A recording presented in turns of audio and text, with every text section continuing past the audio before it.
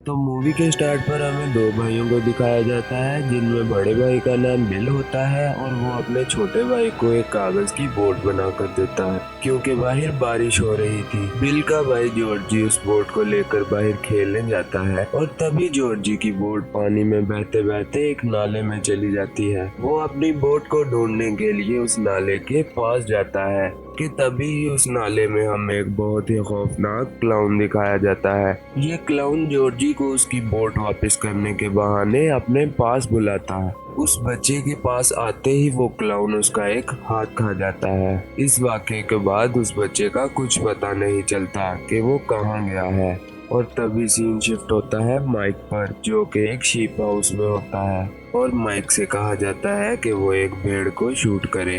वो भेड़ को शूट नहीं कर पाता लेकिन उसे ऐसा करना था क्योंकि वो उनका फैमिली बिजनेस है। तभी हमें स्कूल में एक लड़की को दिखाया जाता है जिसका नाम था बेवरली। उसकी क्लास फेलोज उसे बहुत ज्यादा तंग करती थी। सभी बच्चे वेकेशन स्टार्ट होने की वजह से बहुत ज्यादा खुश थे। तभी हमें एक लेडी को दिखाया जाता है जो कि अपने मिसिंग बच्चे को ढूंढने आई थी। वहाँ पर एक लड़का हेनरी भी था जो कि बिल और उसके बाकी दोस्तों को बहुत ज्यादा तंग करता था। और तभी हम बेन और बेवरली को देखते हैं जो कि आपस में बहुत अच्छे फ्रेंड्स होते हैं। दूसरी तरफ जब बिल घर आता है तो उसके फादर उसे बहुत ज्यादा डांटते हैं क्योंकि वो सोचता था कि उसका छोटा भाई अभी भी जिंदा है। बिल का मानना था कि वो नाले में गिरकर उसके डेड एंड पर कहीं फंस गया है और तभी बिल के फादर उससे कहते हैं कि जॉर्जी मर चुका है, तुम ये सब कुछ करना बंद कर दो। दूसरी तरफ जब माइक मीट डिलीवर कर रहा था तो उसे एक डोर मिलता है। उस डोर के पीछे से उसे काफी लोगों के चीखने चिल्लाने की आवाजें आती हैं। तभी वो डोर अपने आप खुल जाता है और माइक को वहाँ पर वही क्लाउन नजर आता है। इतनी ही देर में वहाँ पर हेनरी और उसके दोस्त पहुँच जाते हैं और वो माइक को परेशान करके वहाँ से चले जाते हैं। बिल का एक फ्रेंड अपने फादर के ऑफिस में बुक रखने जाता है और उसे वहाँ पर एक बहुत ही खौफनाक औरत नजर आती है जिसकी पेंटिंग देखकर वो अक्सर डर जाया करता था। उसे डराने वाला कोई और नहीं बल्कि वही क्लाउन था। वो लोगों को उनके डर से डराता था।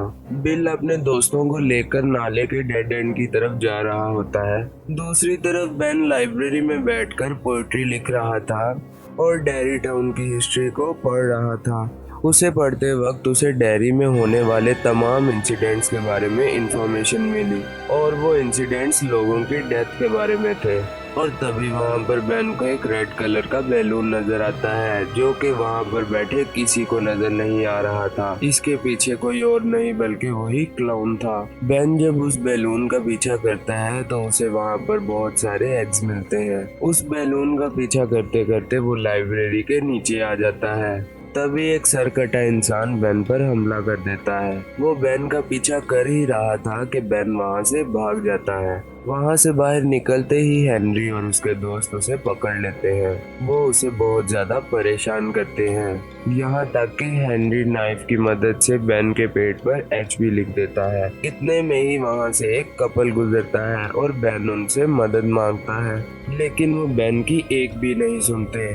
तभी बेन को उस गाड़ी में एक रेड कलर का बैलून नजर आता है। इससे साफ जाहिर था कि वो कपल भी अब उस क्लाउन के कब्जे में है। बेन अपनी जान बचाकर वहाँ से भाग जाता है लेकिन हेनरी और उसके दोस्त उसका पीछा करते हैं। दूसरी तरफ बिल अपने दोस्तों के साथ उस नाले के एंड पर अपने भाई को ढूंढ रहा था कि तभी उसे वहाँ पर किसी और बच्चे का जूता मिलता है। वो अपने दोस्तों के साथ अपने भाई को ढूंढने के लिए उस डेड एंड के अंदर जा ही रहा था कि तभी वहाँ पर बेन आ जाता है।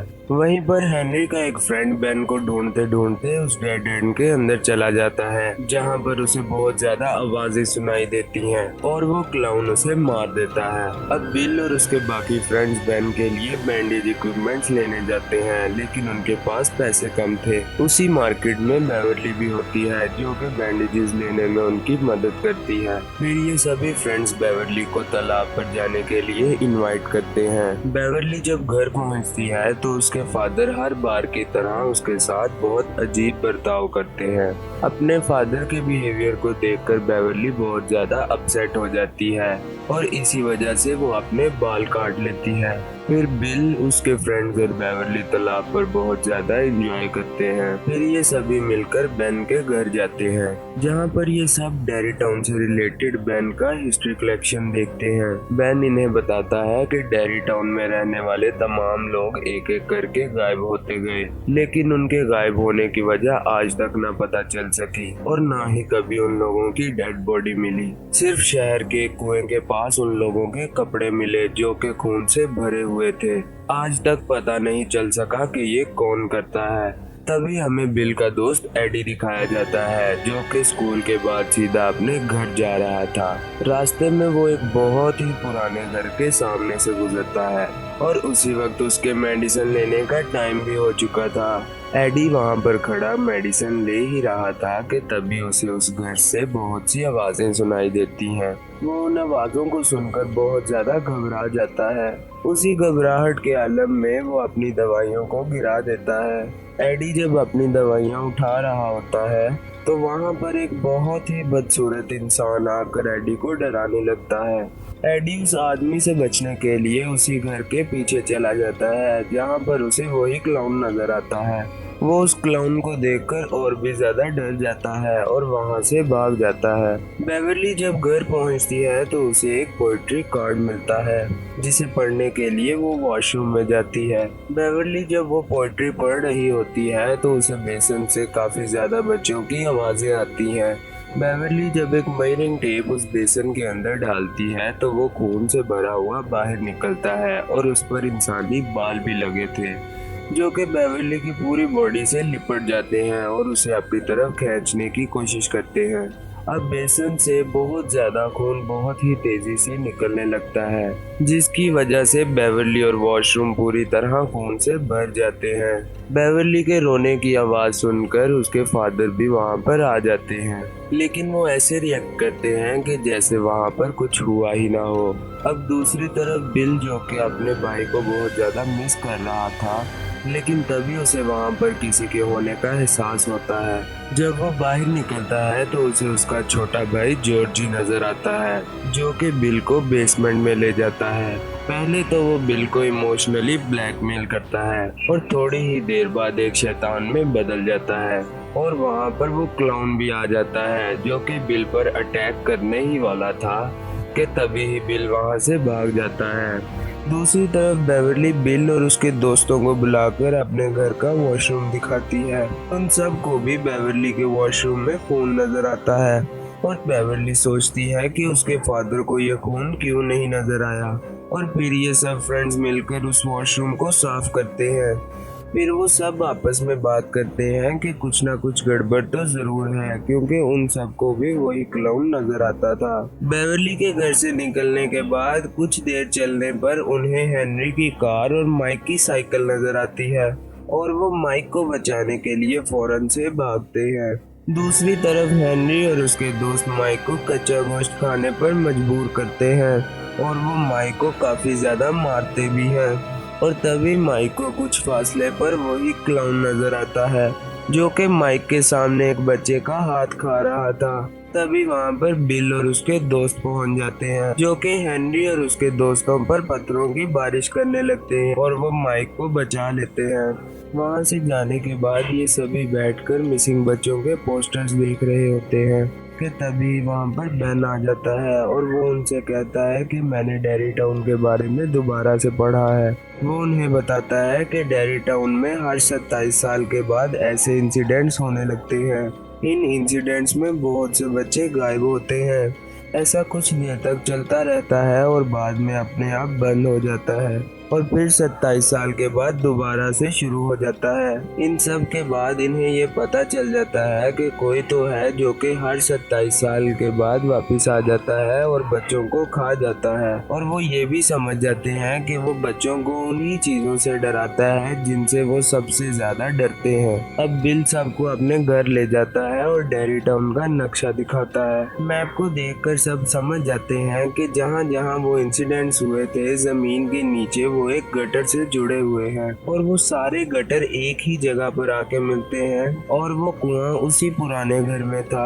इसे देखकर सभी बच्चे समझ जाते हैं कि वो क्लाउन उसी घर में रहता है। तभी एडी ये सब कुछ देखकर बहुत ज्यादा डर जाता है और वो इस सब को बंद करने के लिए कहता है, लेकिन तभी प्रोजेक्टर अपने आप ऑन हो जाता है और पिक्चर्स खुद ब खुद चेंज होने लगती हैं, जिसे देखकर वो बहुत ज्यादा डर जाते हैं। और तभी इन पिक्चर्स में एक पिक्चर बिल के छोटे भाई की भी आती है और वो क्लाउन पिक्चर की सूरत में उन सबके सामने आ जाता है और तभी वो क्लाउन पिक्चर से निकलकर उन बच्चों को डराने लगता है। वो सभी बच्चे बहुत ज्यादा डर जाते हैं, लेकिन बिल फैसला करता है कि वो सभी उस घर में जाकर उस क्लाउन का मुकाबला करेंगे। वो सब बच्चे बिल की बात मानकर उसके पीछे पीछे उसी घर में जाते हैं। तभी बिल उन सब से कहता है कि हमें उसका मुकाबला करके उसे रोकना चाहिए और हो सकता है कि नेक्स्ट उनमें से ही कोई हो जिसे वो क्लाउन पकड़ ले। और जब वो सब लोग उस घर के अंदर जाते हैं तो वो क्लाउन किसी न किसी तरीके से सबको एक दूसरे से अलग कर देता है। एडी को फिर से वही आदमी दिखाई देता है जिससे डर कर वो ऊपर से नीचे गिर जाता है और उसे काफी चोट भी लगती है। उन सभी फ्रेंड्स में से एक फ्रेंड जिसका नाम रिची होता है वो एक कमरे में बंद हो जाता है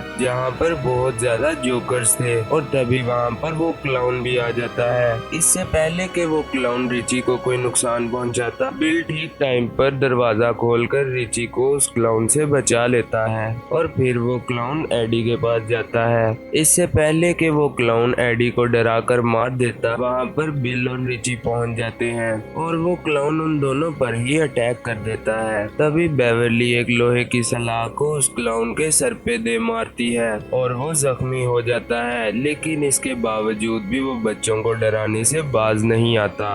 वो उन सभी को बहुत ज्यादा डराता है और अपने बड़े बड़े नाखूनों की वजह से वो बेन को बहुत ज्यादा जख्मी भी कर देता है। अब क्योंकि वो सब लोग वहाँ पर इकट्ठे थे, इसलिए वो क्लाउन किसी को भी नुकसान पहुँचाए बगैर वहाँ से चला जाता है। तभी बिल उसका पीछा करता है और उसे उस कुएं में जाते हुए देख लेता है और फिर वो सभी बच्चे अपनी जान बचाकर उस घर से निकल जाते हैं। बाहर आने के बाद बिल अपने दोस्तों से कहता है कि हम दोबारा से इस घर में जाएंगे, लेकिन अब हम पूरी तैयारी के साथ जाएंगे और उस क्लाउन का मुकाबला करेंगे। लेकिन बेवरली के अलावा बिल की बात पर कोई भी एग्री नहीं करता। वो बिल से कहते हैं कि अब हम उस घर में नहीं जाएंगे। तभी बिल का फ्रेंड रिची उससे कहता है कि तुम्हारा भाई मर चुका है। ये सुनकर बिल को बहुत ज्यादा गुस्सा आ जाता है और बिल और रिची की लड़ाई हो जाती है और वहीं से वो सभी अलग अलग हो जाते हैं। तभी बेवरली उन सबको समझाती है कि यही तो वो क्लाउन चाहता है कि हम सब अलग अलग हो जाएं,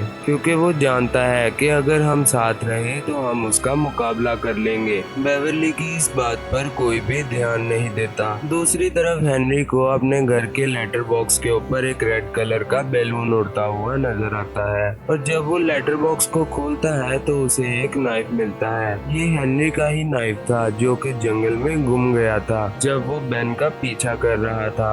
हेनरी जब उस नाइफ को ले लेता है तो वो पूरी तरह से उस क्लाउन के कब्जे में आ जाता है। वो हेनरी को बहुत फोर्स करता है कि वो अपने फादर को मार दे। अब चूंकि हेनरी उस क्लाउन के पूरी तरह से कब्जे में आ चुका था, इसलिए वो अपने फादर को मार देता है। दूसरी तरफ बेवरली के फादर गुस्से में आकर बेवरली के साथ जबरदस्ती करने की कोशिश करते हैं, लेकिन बेवरली अपने फादर को टांग मारकर वहां से भाग जाती है और खुद को वॉशरूम में बंद कर लेती है। लेकिन बेवरली के फादर वॉशरूम का दरवाजा तोड़कर अंदर आ जाते हैं। अपनी जान बचाने के लिए बेवरली अपने फादर के सर पर सिंक मार देती है, जिसकी वजह से वो बेहोश होकर गिर जाते हैं। बिल बेवरली को ढूंढते ढूंढते उसके घर पहुंच जाता है, जहां पर उसे उसके फादर की डेड बॉडी और क्लाउन का मैसेज मिलता है। वहां पर लिखा होता है you die if you try. तभी बिल अपने सभी फ्रेंड्स को बताता है कि वो क्लाउन बेवरली को ले गया है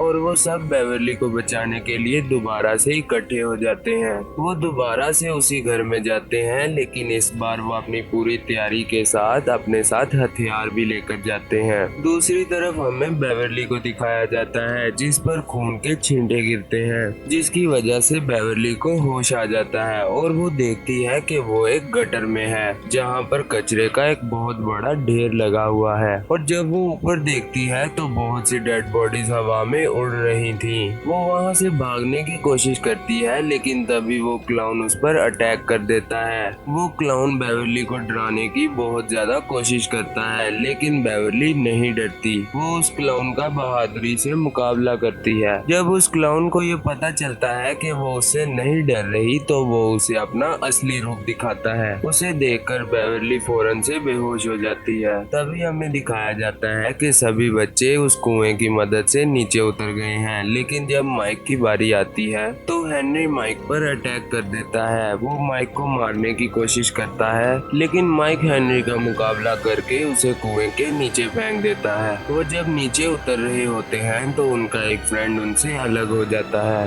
वो क्लाउन उस भयानक औरत की शक्ल में उस पर अटैक कर देता है। उसके फ्रेंड्स उसे ढूंढते ढूंढते वहाँ पर पहुँच जाते हैं। इससे पहले कि वो क्लाउन उसे मार देता, उसके फ्रेंड्स वहाँ पर पहुँच जाते हैं और वो क्लाउन उन्हें देखकर वहाँ से भाग जाता है। तभी बिल को वहाँ पर उसका छोटा भाई नजर आता है और वो उसका पीछा करते करते उसी जगह पर पहुँच जाता है जहाँ पर बेवरली भी थी। बेवरली हवा में लटकी हुई थी। बिल उसे नीचे उतारने की कोशिश करता है और तभी बिल अपने छोटे भाई की तरफ चला जाता है। अब सब लोग बिल के पास पहुँच चुके थे और सब मिलकर बेवरली को नीचे उतारते हैं, लेकिन बेवरली होश में नहीं थी। अब सब लोग मिलकर बेवरली को होश में लाने की कोशिश करते हैं, पर बेवरली होश में नहीं आती और तभी बेन बेवरली को हक करता है। अब चूंकि बेन बेवरली को लाइक करता था, इसी वजह से बेवरली उस क्लाउन के कब्जे से बाहर आ जाती है। तभी वो क्लाउन बिल के छोटे भाई के रूप में बिल को इमोशनली बहुत ज्यादा ब्लैकमेल करता है और उसे अपने साथ घर ले जाने के लिए भी कहता है। बिल उसकी बातें सुनकर रोने लगता है और उससे कहता है कि मैं जानता हूँ कि तुम मेरे भाई नहीं हो, और बिल गन से उस पर शूट कर देता है। तभी वो क्लाउन अपने असली रूप में आकर उन सब पर अटैक कर देता है। तभी वो सब एक होकर उसका मुकाबला करते हैं। वो क्लाउन उन्हें बताता है कि तुम मुझसे जितना डरोगे मैं उतना ही ज्यादा पावरफुल होता जाऊंगा। वो उन सभी से कहता है कि तुम मुझे सिर्फ बिल दे दो और मैं तुम्हें यहाँ से जाने दूंगा। मैं बिल को खाकर 27 साल सोने चला जाऊंगा और तुम भी अपने घर चले जाना। तभी वो सब लोग अपनी पूरी ताकत के साथ उस क्लाउन से लड़ते हैं। वो उन्हें उस हर रूप में डराने की कोशिश करता है जिससे वो असल में डरते हैं, लेकिन वो बच्चे उस क्लाउन से नहीं डरते। उल्टा वो क्लाउन उनसे डरने लगता है, क्योंकि वो बच्चे उससे डर भी नहीं रहे थे और उन्होंने मिलकर उसे जख्मी भी कर दिया था। उन सब बच्चों का एक हो जाना उस क्लाउन की हार का सबब बनता है और वो दोबारा से 27 सालों के लिए सोने चला जाता है और यहीं पर ये मूवी एंड हो जाती है।